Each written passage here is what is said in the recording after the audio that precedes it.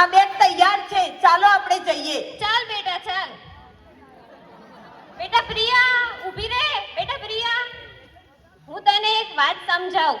તારે વિચારીને નિર્ણય લેવો જોઈએ, કેમ કે ઘર તોડવું બહુ સહેલું છે, પણ તેને જોડવું બહુ મુશ્કેલ છે. ઓ હેલો મમ્મી, તમે આ બધું મને ના કહેશો. જાઓ તમારા દીકરાને કહો, મારે તમારી કઈ વાત સાંભળવી નથી. અરે હા હા, જા જા, મારે પણ તારી જરૂર નથી. મારે તારી સાથે રહેવાનો કોઈ શોખ નથી. જા બેસી જા. હું અરે જાઉં તું છું. જા, ભાઈ હું તો બેઠી જ છું, મારું ઘર છે. જા જા બેન, જા. આપણે જઈએ ચાલ. મમ્મી, મને તો એવું લાગે છે ને કે આપણે કોર્ટમાં જઈએ અને છૂટાછેડા લઈ લઈએ. હું રવિને ફોન કરું કે તે 9 વાગે આવી જાય. સારું.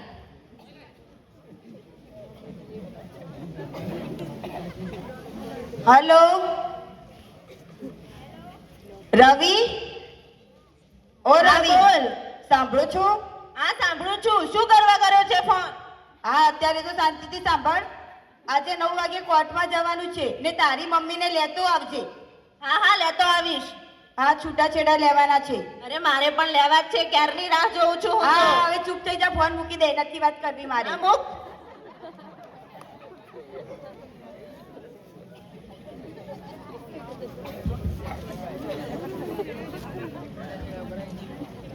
જજ સાહેબ, અમારે છૂટાછેડા લેવા છે. તો તમે કાઉન્સેલિંગ માટે જાઓ. સારું.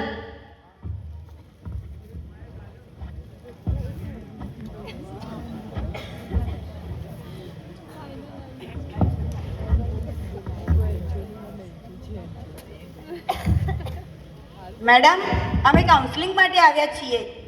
હા, બેસી જાઓ. મેડમ, બોલો રવિ ને પ્રિયા, શું સમસ્યા છે? કેમ છૂટાછેડા લેવા છે?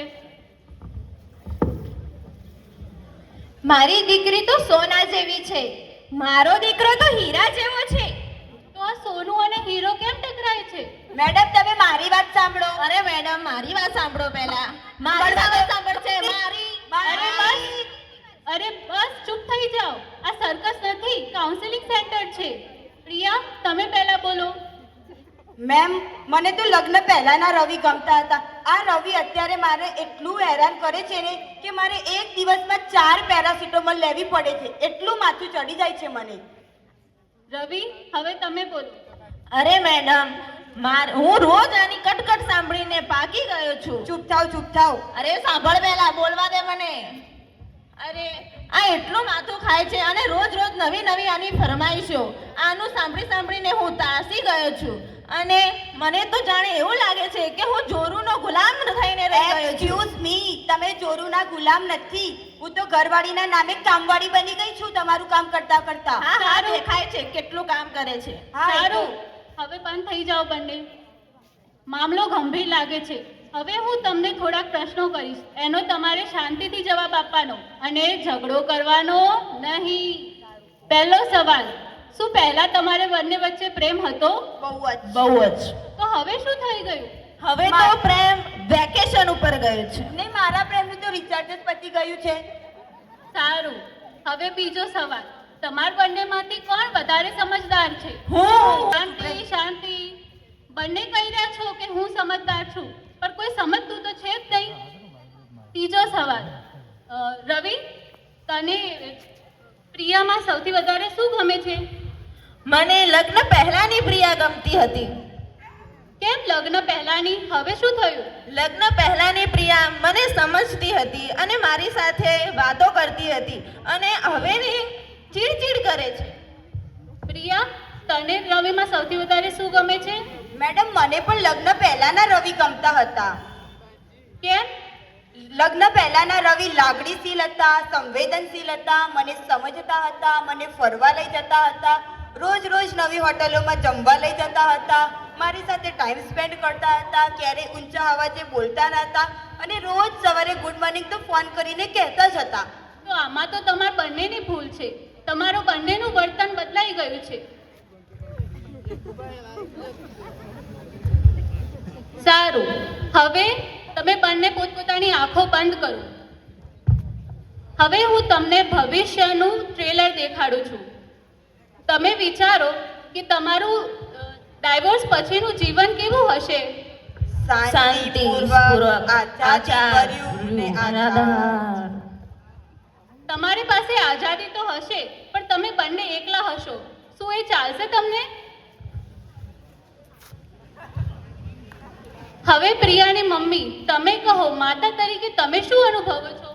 હું તો મારી દીકરીને દુઃખી નથી જોવા માંગતી, એટલે જ મેં એને સલાહ આપી હતી કે તું છૂટાછેડા લઈ લે. હિંમત આપવી એ સારી વાત છે, પણ તમે તમારી દીકરીને ઘર તોડવાની સલાહ કેમ આપો છો? તમારે તો એને ઘર જોડવાની જ સલાહ આપવી જોઈએ. રવિની મમ્મી, તમારો શું વિચાર છે આમાં? મને તો એવું લાગે છે કે બંનેની ભૂલ છે, તો એ એકબીજાને સમજે તો આ બધું પતી જાય.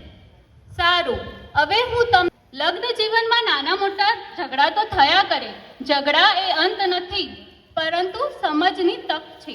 અને પ્રિયાની મમ્મી, જો તમારી દીકરીના લગ્ન જીવનમાં સમસ્યા થાય અને તે રડે, તો તમારે એને છૂટાછેડા લેવાની સજા ના આપવી જોઈએ. એની જગ્યાએ તમારે એને સમજાવવી જોઈએ. મને લાગ્યું કે હું મારી દીકરીની મદદ કરી રહી છું, પરંતુ હું તો એને ખોટા રસ્તા તરફ લઈ જતી હતી.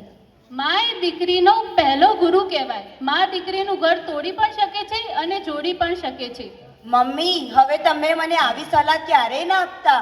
મારે છૂટાછેડા નથી લેવા. મારે પણ મારા ઘર સંસારને આગળ ચલાવવાનો છે. હા, હવે હું સમજી ગયો મારી ભૂલ.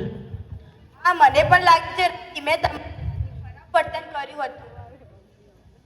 હા પ્રિયા, હું પણ કામના દબાણને કારણે તને સમય ના આપી શક્યો અને તને સમજી પણ ના શક્યો. ક્યાંક ને ક્યાંક આમાં મારો પણ વાંક હતો.